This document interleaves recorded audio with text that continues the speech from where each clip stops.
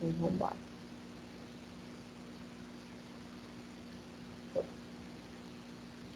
Aí ficou dúvida, né? Durante a explicação, ativa o microfone e me chama, tá? Porque quando eu boto nessa tela aqui, o chat ele não fica aberto para mim. Então, às vezes vocês perguntam lá pelo chat e eu não estou acompanhando o chat. Então, é melhor para mim que vocês me chamem aqui pelo áudio mesmo, tá bom? Então, dando continuidade aos ciclos, né, de vida, na última aula a gente falou sobre infância e hoje a gente vai para a adolescência, que na verdade ela se apresenta como uma extensão da infância em dadas etapas, né, nas etapas iniciais do estágio completo de adolescência e o início, né, de uma fase adulta, quando eu já vou para as fases mais distintas, né, mais avançadas, finais do estágio de adolescência. Então, assim como eu ressaltei e pontuei também na aula de criança, a gente também vai lidar com uma fase que vai ter etapas distintas, etapas diferentes dentro de uma única fase, dentro de um único ciclo de vida do indivíduo, né? Então, da mesma forma como eu ressaltei várias vezes quando a gente falou de criança que cada caso precisa ser avaliado de forma muito individualizada, quando a gente fala de adolescência, essa regra também continua a valer. Porque, na verdade, eu tenho que entender que esse indivíduo vai estar em níveis diferentes dentro do processo entendido como processo de puberdade, né, o processo da adolescência. E essas fases dentro desse processo vão ter influência direta em como vai se comportar o organismo desse indivíduo, né? Então eu preciso levar isso em consideração quando eu estiver fazendo um diagnóstico nutricional desses indivíduos, quando eu estiver avaliando esses indivíduos dentro desse estágio, né? Dentro dessa fase, desse ciclo de vida humano, tá?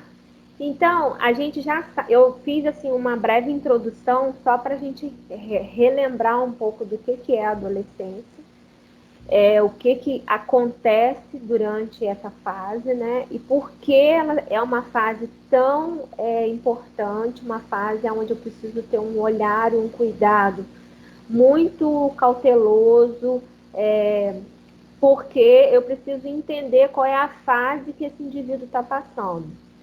E quando a gente começa a pesquisar e estudar um pouquinho do que é a fase da adolescência, a gente começa a compreender o quanto as mudanças e as alterações biológicas, né, fisiológicas, metabólicas, psicológicas, são imensas e intensas durante esse período, né?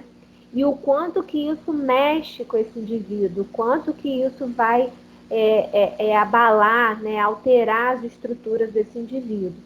E, portanto, é fundamental que todos os profissionais que estejam envolvidos no acompanhamento dessa fase consigam, né, entendam, saibam,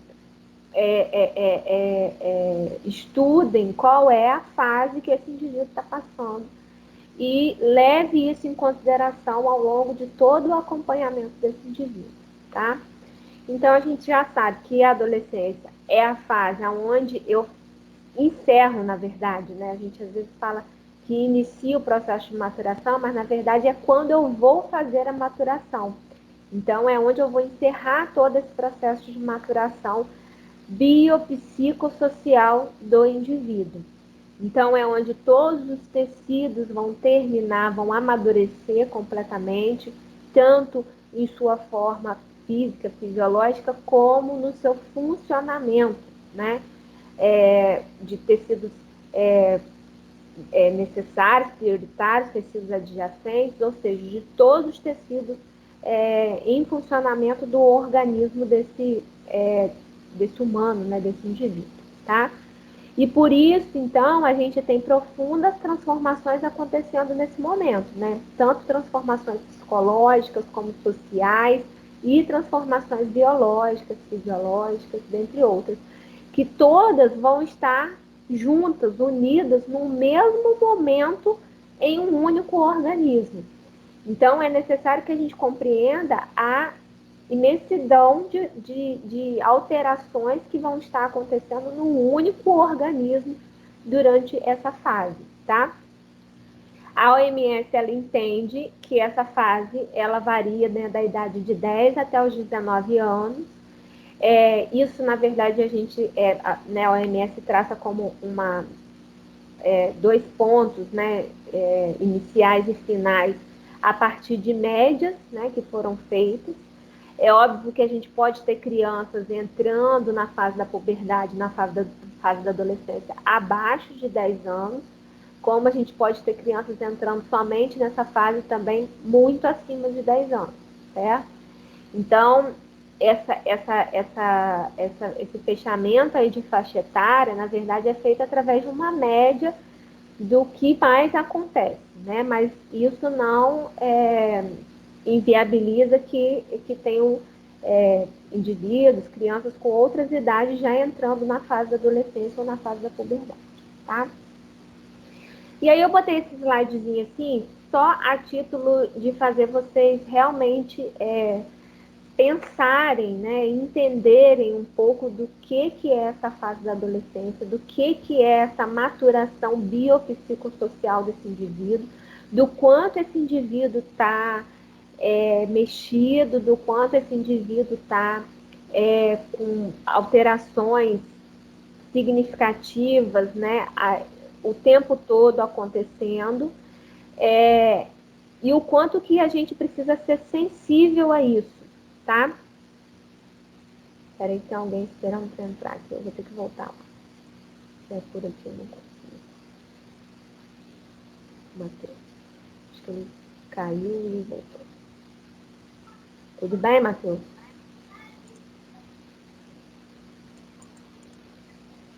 Matheus, você conseguiu entrar? Hello? Matheus? Deixa eu ver se ele conseguiu entrar, gente. Aí tá aqui na minha lista. Deve estar aí. Então vamos lá. Entender, né, que a gente está falando de um indivíduo que está saindo de uma fase, né, que ele conhece bem, que ele já se entende, se ambienta bem, que é a fase da infância, né, que já veio de anos, né, caminhando aí com ele, e entrando numa fase que é extremamente assustadora, né, que seria a fase adulta. Então, muitas são as incertezas, muitas são as cobranças, né? Então, esse indivíduo, além de todas essas alterações biológicas que estão acontecendo, né, que estão fervilhando todas ao mesmo tempo dentro desse organismo, ainda tem todas essas alterações psicológicas, né, de inserção social, de, é, de escolha de profissão, né, de escolha de realidade futura. Então, tudo isso, na verdade, se torna assim muito conflituoso para esse indivíduo. Então, é importante, né, que os profissionais que estejam engajados no tratamento desses indivíduos entendam a realidade desse momento. Por que eu chamo muita atenção e toda vez que eu estou dando qualquer aula de nutrição que eu fale de adolescência, eu gosto muito de pontuar isso, porque por mais que todo mundo passe pela adolescência, eu acho que a gente meio que esquece, né? O que é a adolescência, o que foi a adolescência pra gente, porque a adolescência é sempre uma fase muito difícil, né? Muito, às vezes muito traumática, é lógico que isso vai variar de realidade para realidade, mas que a gente acaba esquecendo. E que depois lidar com o adolescente se torna muito pesado, muito difícil para a gente. Porque a gente esquece o que esse indivíduo está realmente passando. E aí a gente acha que todo aquele posicionamento, né, que toda aquela postura que ele tem é ruim, é chata, é inadequada, é insatisfatória. Mas o que a gente precisa lembrar? O que esse indivíduo está passando, né? Então, os conflitos, né, as alterações são tantas que isso torna ele um indivíduo muito conflituoso. E é importante que a gente entenda que esse indivíduo precisa, nesse momento, que tenhamos paciência, né, que consigamos entender essa situação que ele está passando, tá? E levar em consideração tudo isso que está acontecendo nesse organismo para que eu consiga fazer uma boa avaliação, para que eu consiga fechar um bom diagnóstico e ter um resultado pertinente. Ouvir o que esse adolescente quer falar, né? Levar em consideração o que ele está falando é fundamental para que eu tenha um bom vínculo durante o processo de avaliação desse indivíduo, tá? Porque é um indivíduo que está com todos esses problemas, todos esses conflitos e que muitas das vezes não tem ninguém para escutar, porque a gente tende a não ter mais paciência com esses indivíduos que estão nessa fase depois que a gente passa por ela, tá? Então, isso foi só realmente para chamar um pouco mais a atenção de vocês. E na atividade, eu peço que vocês pesquisem um pouco sobre maturação biopsicossocial para poder fazer um breve textinho. Então, é mesmo só para acender uma luzinha na cabeça de vocês, para que vocês possam fazer essa pesquisa, para fazer essa questão da atividade que eu passei para vocês, tá bom? E aí, chama a atenção de vocês também para lembrar que a adolescência é o segundo período da vida extrauterina, onde eu tenho um maior crescimento com velocidade máxima. Então, só mesmo depois da primeira infância, que é aquela que a gente já tinha pontuado aqui na aula passada, que é aquela que compreende do nascimento até os 2 anos de idade, que é entendida como primeira infância, que é aquela fase onde eu tenho um crescimento imenso num curto período de tempo, né? Numa velocidade muito exponencial. E aí, então, a adolescência, ela vai ser a segunda fase, né? O segundo período de vida, aonde esse crescimento acontece também de forma, numa velocidade muito rápida, muito intensa, onde eu tenho que ter alterações muito sérias, muito intensas dentro do organismo, acontecendo num curto período de tempo. Assim como na primeira infância, assim como acontece no útero, né? Que é a fase onde eu tenho o maior crescimento, maior desenvolvimento de um organismo num período mínimo possível, então numa velocidade extremamente rápida, tá? E aí, qual é a grande diferença? Que quando a gente viu lá a primeira infância, esse crescimento era muito grande no que diz respeito a desenvolvimento, principalmente psicológico, né, cognitivo, de entendimento, então, desenvolvimento de fala, né, desenvolvimento motor. Esse crescimento é muito grande nessa primeira fase da infância, né? Quando eu estou falando de adolescência, esse crescimento ele já vai estar mais relacionado aumento de massa corporal e o desenvolvimento físico mesmo, né, desse organismo.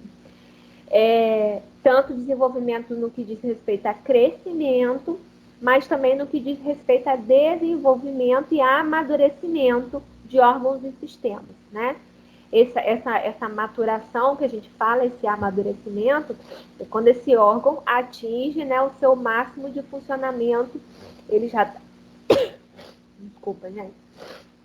Ele já está totalmente desenvolvido com todos os seus sistemas de funcionamento da forma adequada, correta, do jeito que tem que ser. Então, com todas as suas capacidades, né, com todo o seu funcionamento, com todas as suas especificidades funcionando de maneira correta e adequada, ou seja, maturado, tá? Já amadurecido.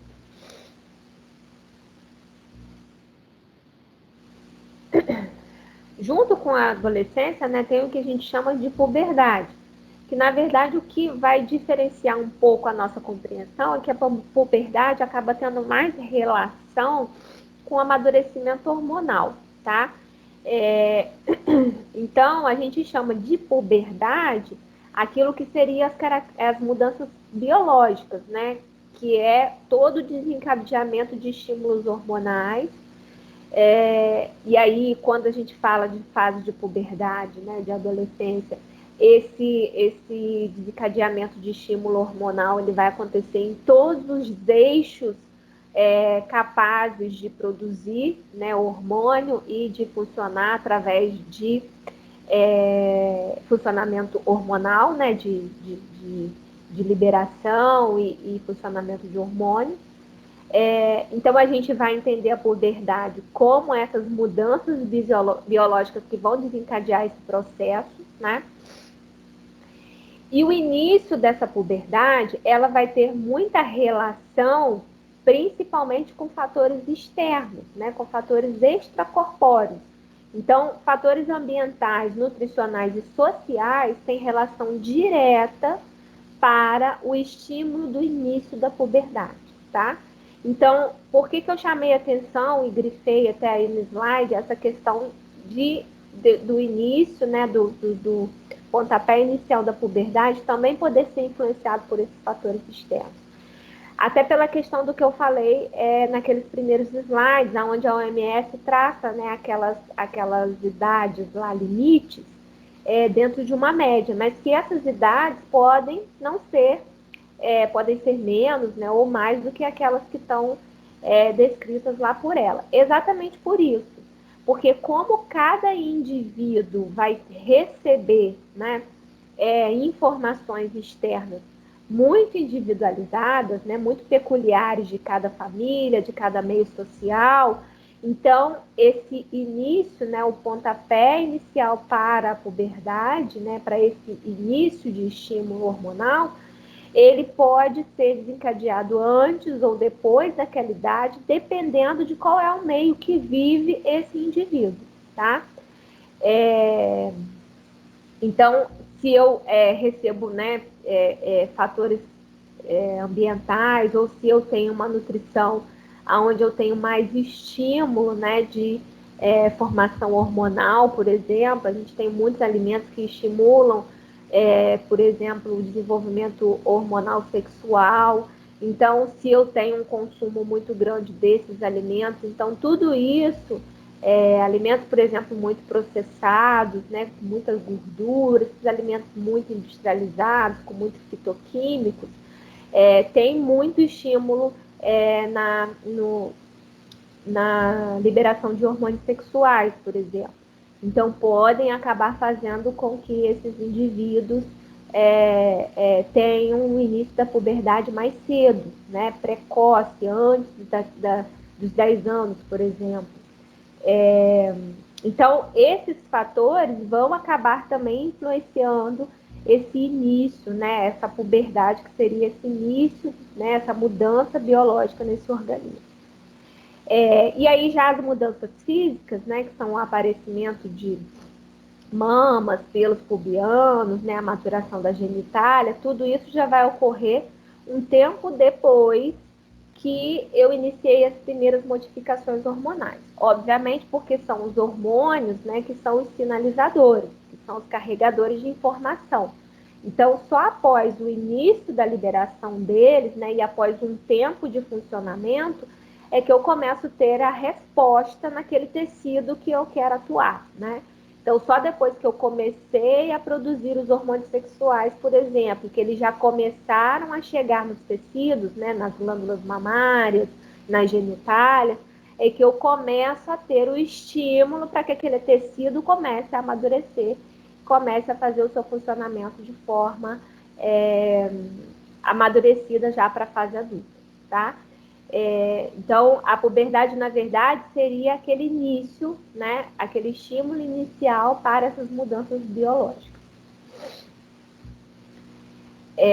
E aí, com esse aumento, né, esse funcionamento hormonal a todo vapor dentro desse organismo, eu vou ter também o estímulo do crescimento ósseo sendo sinalizado através de todas essas ações hormonais, né, de todos esses sinalizadores hormonais que vão começar a estimular esse organismo.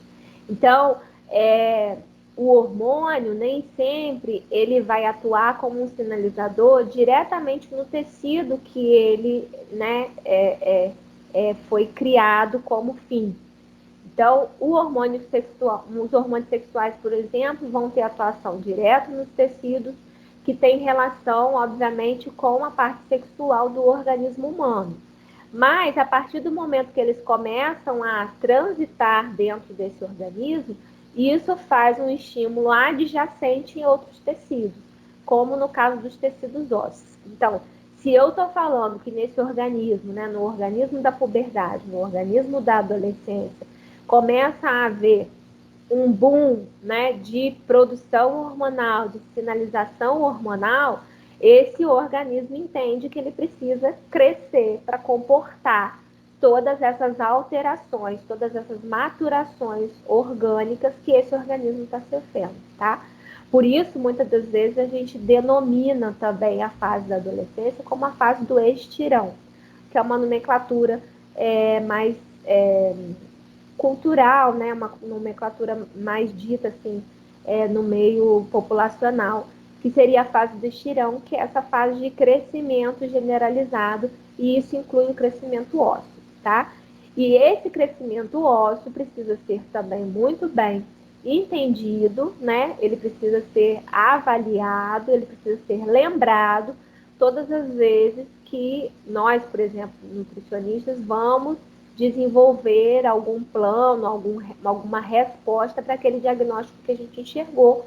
Porque a gente tem que entender que esse indivíduo precisa ter os nutrientes, né? Precisa ter os subsídios necessários para esse crescimento e essa formação óssea firme, né? Forte. Porque é o momento onde ele está tendo esse crescimento e é o momento que eu preciso dar esse substrato para que esse crescimento aconteça, tá? E aí, a partir das ações dos hormônios sexuais, começa a desenvolver todas as transformações físicas, né? Que a gente começa a definir também essas transformações de maneira muito eficaz, a diferença entre homens e mulheres, né? A partir dessas sinalizações hormonais, essas alterações físicas começam a ficar mais claras na definição, né, do sexo de cada um, certo? Então, durante todo esse processo, a gente começa a ver essas diferenças, né, entre o corpo masculino e o corpo feminino acontecerem durante todas essas alterações e maturações orgânicas dentro desse organismo, tá? E aí, por que, né, que a gente fala muito disso quando a gente está falando de adolescência? Porque eu vou precisar levar em consideração em que nível, né, de alteração, de transformação hormonal e, consequentemente, física, esse indivíduo está para avaliá-lo, né? Como eu estou falando de uma fase onde eu vou ter muitos momentos, né, dentro dessas alterações que vão acontecer, eu vou ter momentos distintos, onde essas alterações podem estar mínimas, né, ou medianas, ou alterações já mais avançadas, e tudo isso precisa ser levado em consideração na hora que eu avaliar esse indivíduo, porque é um indivíduo que já tem um organismo que exige mais produção hormonal ou que exige menos produção hormonal, vai ter que ser classificado de maneira diferente. E aí, para isso, o que, que a gente vai usar? Todos os profissionais de saúde que lidam, né, com adolescentes usam esses estágios de maturação sexual que foram traçados e denominados por Tanner, né? Então, a gente tem uma escala que foi traçada por ele e hoje a gente utiliza essa escala para avaliar dentro de qual estágio de maturação sexual, né, de transformação física e, consequentemente, transformação hormonal, esse indivíduo que a gente está avaliando está, tá? Então, essa aí uma leitura mais rápida do que seria essa escala, tá? Do estágio de maturação. E aí, óbvio que a gente se pergunta assim, mas como que eu vou avaliar um adolescente, né? Se eu não tenho, né? A gente, enquanto profissional de nutrição, não tem toda essa liberdade de avaliação, né? Mas a gente tem que entender que esse adolescente também ainda está sendo acompanhado por um pediatra. Então, essas informações normalmente vão vir da pediatria, tá? E aí eu preciso acompanhar as informações da pediatria para serem levadas em consideração durante a minha avaliação de diagnóstico nutricional, tá? E às vezes, quando eu não tenho esse retorno da pediatria desse adolescente que eu estou lidando, eu consigo algumas informações com a família, né? Ou com o pai, ou com a mãe, ou com o responsável. É óbvio que quando eu estou falando de adolescentes mais tardios, já chegando próximo dos 19 anos, tá? A maioria das vezes vão ser adolescentes que vão na consulta, né, no acompanhamento já sozinho, sem presença de nenhum responsável. Mas quando eu estou falando de adolescentes iniciais, né, no início, na fase inicial da puberdade, na maioria das vezes eu vou ter um acompanhamento de responsáveis. E aí, às vezes, eu posso ter a informação de que estágio, mais ou menos, de maturação sexual que esse indivíduo está através dele. Mas, na maioria das vezes, eu vou receber essa informação da pediatria que acompanha esse indivíduo, tá? E aí, aqui, então, tá a tabelinha do que seria, né, o estágio 1, o estágio 2, o estágio 3, o estágio 4, o estágio 5. Estágio 1 e estágio 2 compreende o que a gente chama de fase pré-púbere, né? Então é aquele que está entrando na puberdade, tá? Estágio 3 a gente entende como púbere, então está, né, já dentro da puberdade. E o estágio 4 e 5 é o que a gente entende como pós-púbere, né? Que já saíram da puberdade, estão só terminando a fase de amadurecimento mesmo, tá? E já estão entrando na fase adulta. E aí aqui a gente tem, então, isso vai ser separado, né? Sexo masculino e sexo feminino. E aí vem as características, né? Físicas que são alteradas quando eu tenho esse estímulo hormonal já acontecendo dentro do organismo, tá? E aí, então, vindo já aqui para a nossa conversa, né, para a avaliação nutricional propriamente dita, o que a gente vai ter dentro de antropometria desses adolescentes? A gente vai trabalhar basicamente os mesmos parâmetros que a gente utiliza para criança, tá? Com a diferença de que a gente vai ter que avaliar qual a fase de amadurecimento sexual, né, de maturação sexual que esse indivíduo está, e sempre correlacionar essa fase com os resultados que a gente vai encontrar, tá? Então, basicamente, a gente usa os mesmos. Vocês vão perceber que as curvas, né, as tabelas de curvas que a gente tem do governo, que são utilizadas, que são indicadas pela OMS, na maioria delas, as crianças e adolescentes estão juntos, né, ali. As curvas vão, né, iniciam na infância e vão até a fase de adolescência. Então, por isso, né, a gente sabe que os parâmetros são praticamente os mesmos. A gente vai ter algumas ressalvas que a gente vai caminhar aqui e falar, mas basicamente a gente vai usar os mesmos parâmetros, tá? Então, aferição de peso, né, de altura, né, de estatura desse indivíduo. A gente vai usar o perímetro braquial em algumas situações. Que situações seriam essas? Naquelas que eu quero tirar dúvida se esse indivíduo me apresenta um crescimento, né, me apresenta compartimentos corporais com acúmulo de gordura, ou se esse indivíduo está com crescimento de massa muscular, né, de massa magra. Então, quando eu ficar na dúvida, eu vou utilizar o perímetro braquial, mas para adolescente, na maioria das vezes, a gente vai usar aquela área muscular do braço, né, que eu falei lá nas primeiras aulas, que é aquela formulazinha que a gente faz com o valor do perímetro braquial, que a gente encontrar, né, com a fitinha métrica, o valor em centímetros, e aí faz essa continha aí, menos 3,14 e multiplica pela dobra cutânea tricipital, que é apresentada em milímetros, e depois divide por 10.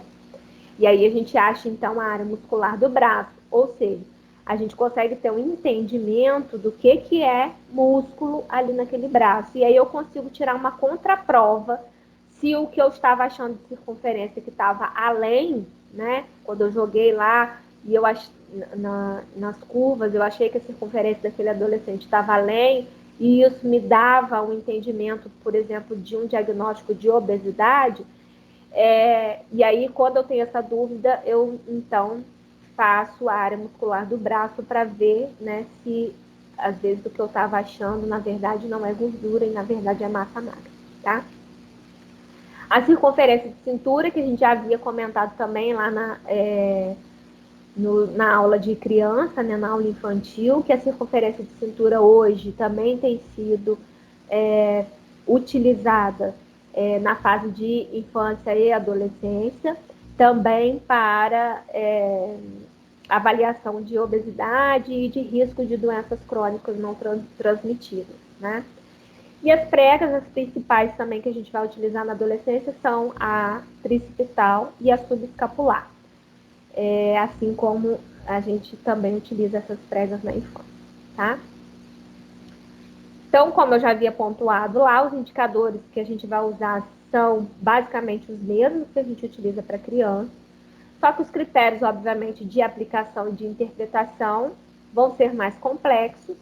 Nessa fase, só entender a idade cronológica, né, desse indivíduo não é fiel, né, não vai me dar um resultado fiel. Então, é importante que eu sempre leve em consideração qual escala de maturação sexual que esse indivíduo está para traçar os dados. Então, tudo que eu achar de valor, né, dos parâmetros e dos indicadores, eu tenho que também jogar, né, essa informação com o grau, né, com o estágio de maturação sexual que esse indivíduo está, tá? Aí, lembre, toda curva, né, que a gente trabalhar lá com os percentis, né, ou tabela, ou score Z, que a gente for trabalhar de adolescência, a gente sempre vai primeiro fazer a escala de Tanner dele, para depois jogar lá na curva, né, ou no score, ou no percentil. E aí, sempre eu vou ter uma legendinha lá falando, se esse indivíduo tiver na fase pré-púber ou na fase púber, aí pode ser o percentil tal ou o percentil tal, tá? Então, na adolescência, eu sempre tenho que levar em consideração, muito mais do que fase cronológica, do que idade que esse indivíduo está, levar em consideração qual é o estágio de maturação sexual que ele tem dentro da escala de Tanner, tá?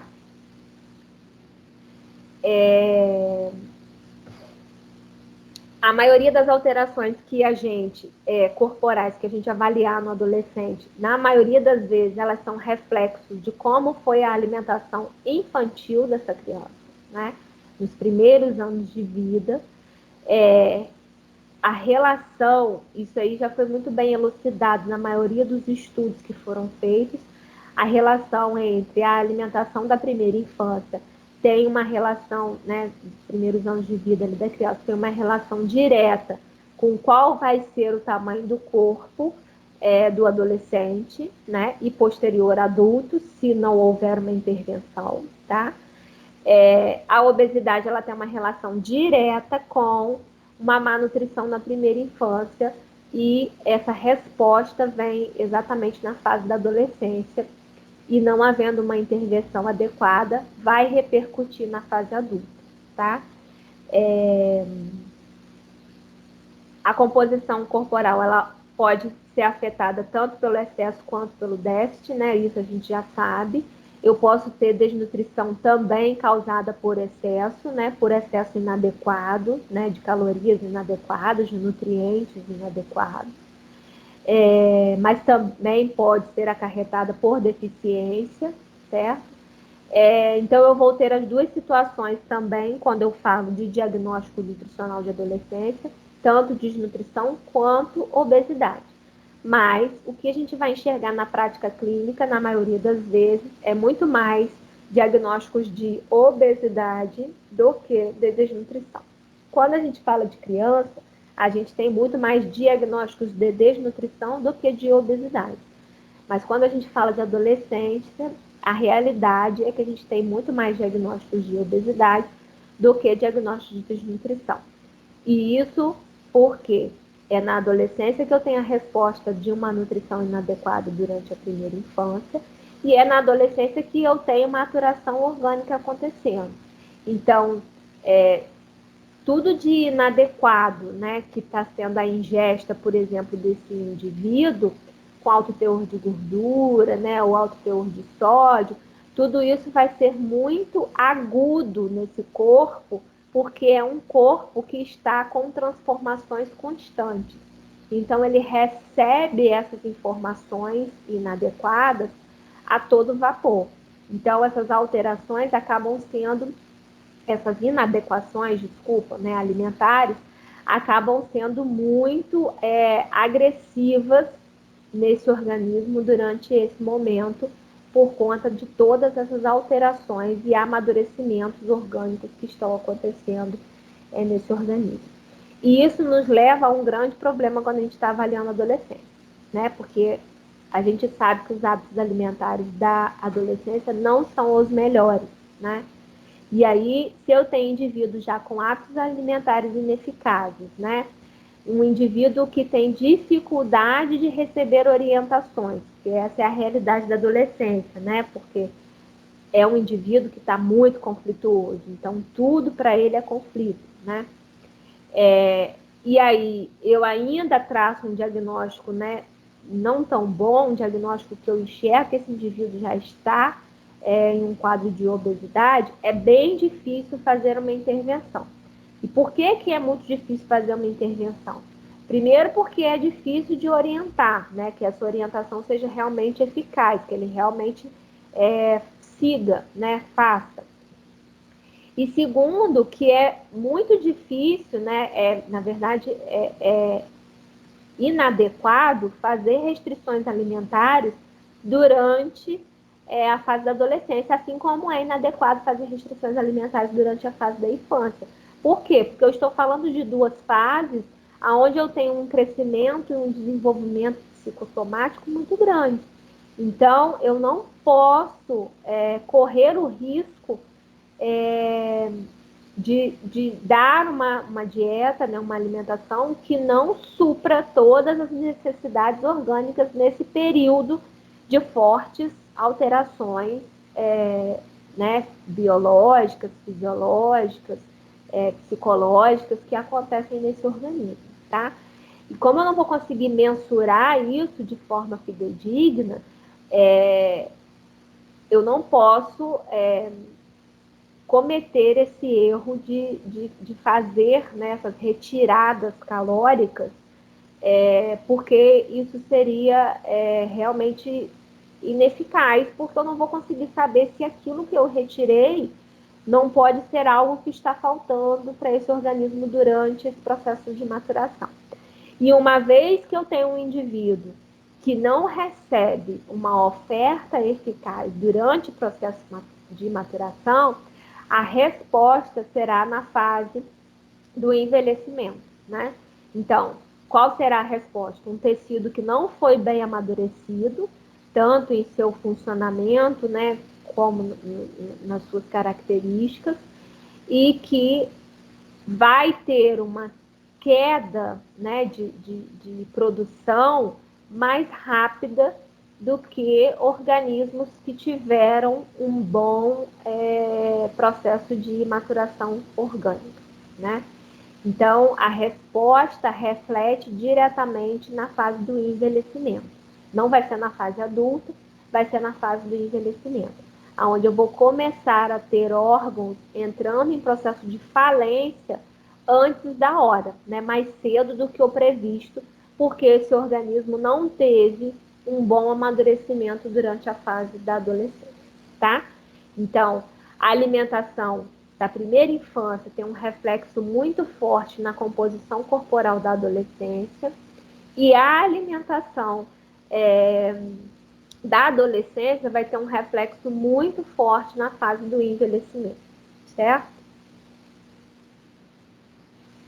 O IMC é um dos indicadores mais utilizados e mais preconizados e mais orientados por todos os estudos que a gente tem, né, sobre avaliação nutricional de adolescentes, tá?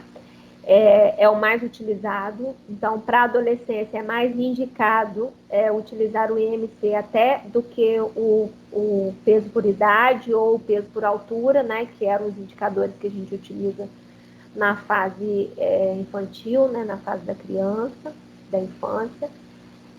E por que que o IMC é um dos principais indicadores utilizados e preconizados na fase da adolescência, porque ele reflete melhor a mudança de forma corporal, né? Ele acaba sendo um indicador que tem uma relação melhor com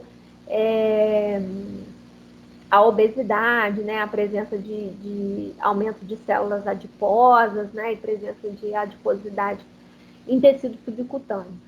Então, por ele ter essa relação melhor com esse reflexo, né, de composição corporal adiposa, ele acaba sendo um dos melhores indicadores para a fase da adolescência. Porque, na verdade, uma das principais preocupações que a gente vai ter, um dos principais diagnósticos que a gente encontra na adolescência, são os de obesidade, né, os de acúmulo de gordura mesmo acontecendo nesse organismo, tá?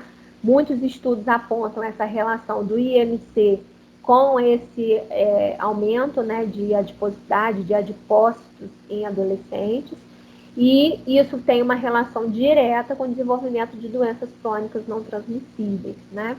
Então, por isso, o IMC acaba sendo um dos indicadores mais indicados nessa fase, tá? Aí aqui tem a tabelinha de percentil de IMC. Nos artigos que eu mandei para vocês, né, também lá no WhatsApp, naqueles artigos, não tem artigo só de avaliação nutricional, tem outros, né, falando de outras alterações, de outras características da fase da adolescência, mas lá vai ter já algumas curvas, algumas tabelas, tá? Mas também é fácil de achar por qualquer pesquisa que vocês façam aí na internet, vocês conseguem achar essas tabelas com facilidade, tá? As dobras cutâneas também são muito utilizadas, porque se eu já falei que a nossa maior preocupação na fase de adolescência é ver como está acúmulo de gordura, né? Elas acabam sendo um bom parâmetro para ser utilizado, porque elas medem exatamente isso, né? Como é que está essa adiposidade. As mais usadas vão ser a tricetal e a subescapular, e aí a gente tem uma fórmula, né, que foi desenvolvida lá em 1988, onde eu consigo obter esse percentual de gordura corporal para adolescentes, né? Então tá aí a tabelinha. Aí a gente vai ter só diferença nos homens, homens de raça negra e homens de raça branca vão ter diferença dependendo de qual é a fase, né, de qual é o estágio de Tanner que eles estão, tá? Mulher não tem diferença, a fórmula é única para qualquer fase, para qualquer estágio de Tanner que ela esteja e para qualquer raça, tá? E somente se, ao aferir as dobras, eu encontrar, né, na soma dessas duas dobras aí, a tricipital e a subescapular, um valor acima de 35 milímetros, é que eu vou usar essas fórmulas que estão indicadas aí no finalzinho da tabela, tá? Não sendo isso, eu vou jogar nas fórmulas que estão acima. Então, para homens, eu tenho que identificar em qual estágio de Tanner que ele está, né? Qual raça que ele é e qual estágio que ele está, para poder jogar aí na fórmula. Só chamar atenção aí do doisinho ali após o parêntese, lá o último parêntese das expressões, que mais uma vez eu não consegui botar ele em cima, tá? É ao quadrado, não é esse doisinho embaixo aí, não, é ao quadrado, tá? E aí ele ficou embaixo, que, enfim, não consegui dar jeito mesmo, tá? Se eu encontro indivíduos já com as dobras somadas acima de 35 milímetros, aí eu tenho que usar essas fórmulas que estão descritas aí abaixo, tá? Porque são indivíduos onde já pode ter um percentual de gordura acima do tolerado. Aí tá a tabelinha que a gente vai fazer a leitura do resultado que a gente encontrar, né, para meninos e meninas.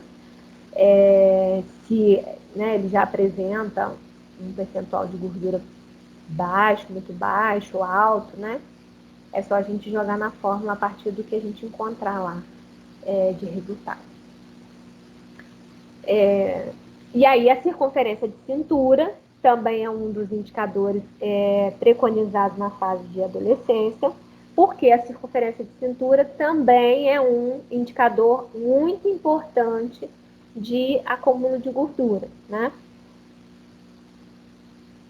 Então, muitos estudos já fizeram a associação, já perceberam a associação de que circunferências de cintura acima do percentil 90 tem relação direta com fatores de risco cardiovascular, né, como concentração aumentada de insulina, níveis alterados de pressão, triglicerídeo, colesterol LDL e HDL em adolescentes. E aí, por isso que eu falo que é muito importante que a análise seja muito individualizada. Então, às vezes, só ao fazer a circunferência de cintura daquele indivíduo, eu já achei uma circunferência de cintura acima do P90 quando eu joguei lá na fórmula. Então, isso já acendeu um sinal de alerta para mim com relação a uma possibilidade de obesidade, né? Um diagnóstico de obesidade. Então, muitas das vezes eu não vou precisar fazer todos os outros parâmetros antropométricos, só a partir dali e eu já faço uma solicitação de exame laboratorial e eu já consigo confrontar os dados, né? Então, esse indivíduo já me apresentou uma circunferência de cintura acima do P90 e no exame laboratorial dele eu já vi que o triglicerídeo dele está alto, o LDL está alto, o HDL está alto. Opa, então eu já tenho vários parâmetros, né, que são analisados que indicam que ele está dentro de um quadro de obesidade, mesmo confrontando esses dados com a escala de maturação sexual que ele se encontra, tá?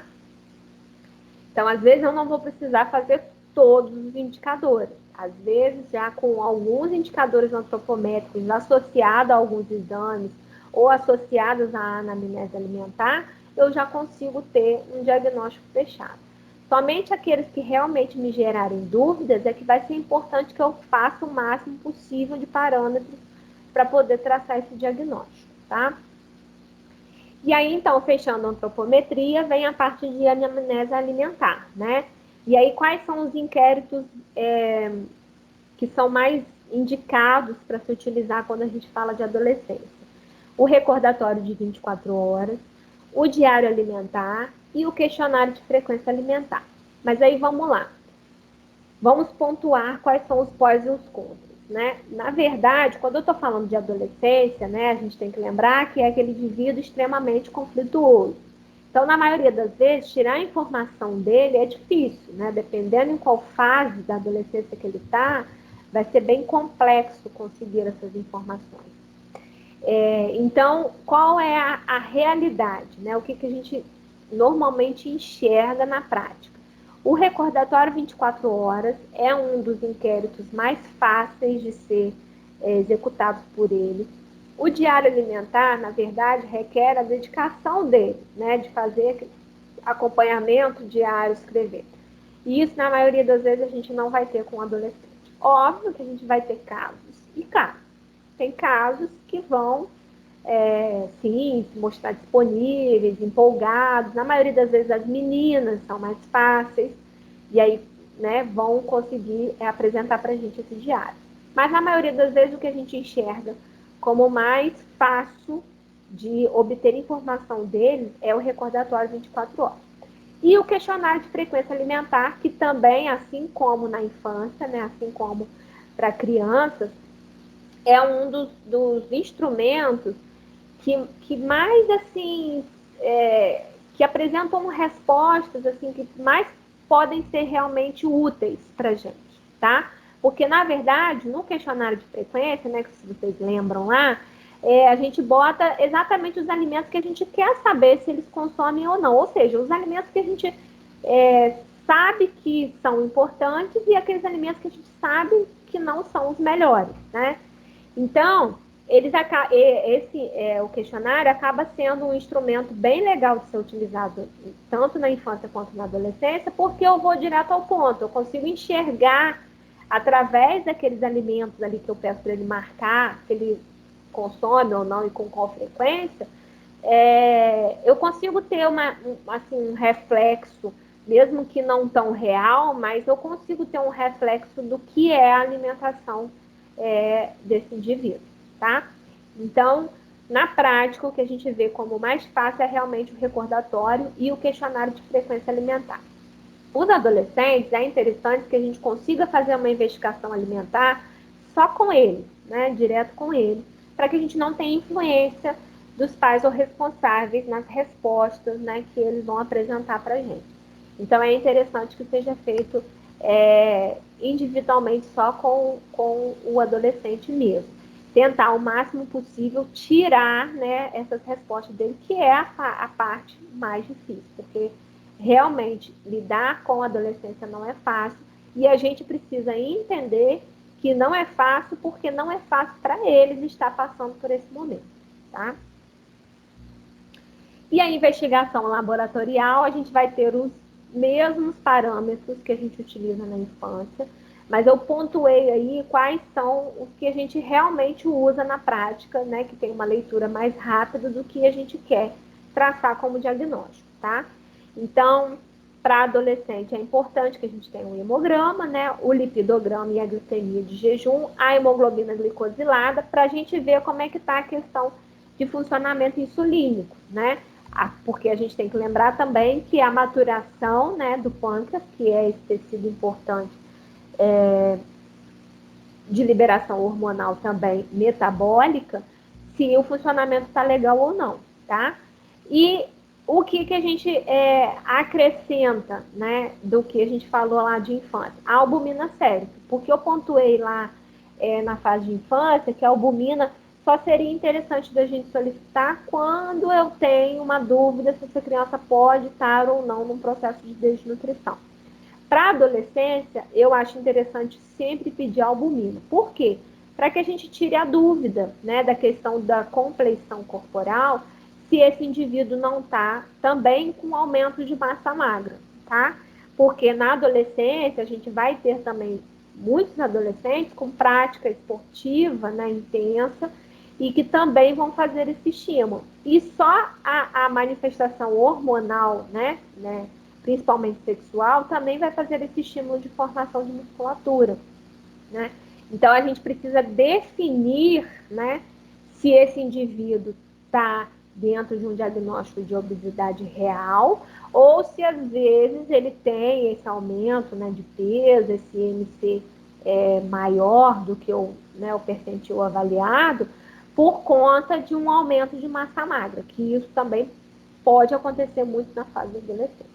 Então, eu tenho que estar sempre tendo certeza desse diagnóstico que eu estou traçando, tá?